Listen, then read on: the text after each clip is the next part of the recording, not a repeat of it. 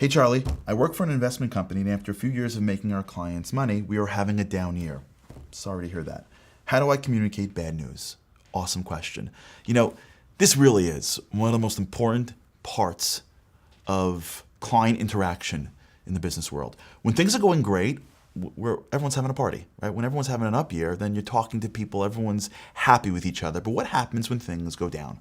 Whether that's investments, whether that's a product or a service that you want to deliver, whether you're late, whatever it is, lots of times in the business relationships, we let people down. And how do we deal with that? So here's the great mistake that people make all the time. When things are going great, it's easy to communicate. It's easy to let people know how things are going. It's easy to respond to people. But as soon as things start to go a little off, the natural reaction that we have is to not communicate. The natural reaction we have is to hold in, because who wants to get on a call and have a difficult conversation? Like, who wants to have difficult conversations? So maybe we try to fix it. Maybe we try to hold out a little bit. Maybe we're like hoping it fixes itself.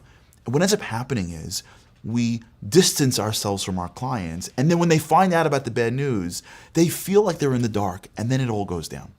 So here's the rule. When things go well, you communicate. When things go bad, you over-communicate. You have to get over that little tiny mental hump of sharing with your client the negativity. Because what clients want more than anything in the world is the relationship. They want to trust you. And when you're sharing things like you're working your hardest and things went this way and you're going to fix it, when you're giving your client updates, you would think that you would feel like you're not as sophisticated, but it's the opposite. The sophistication comes in the relationship. They feel included. They feel like they're with you. And they more and more and more want you to win. They want it to work out. And they feel like you go from across the table to on their side of the table. The way you deal when things go wrong at work and you have to deal with clients is communicate and over-communicate and over-communicate. They're going to appreciate it, and you'll find that they're going to be on your side. And whether the deal works out in the end or not, you'll find that it's the relationship of trust that you've built. And a relationship of trust is many times more important to them than you succeeding every single time. Hope that helped.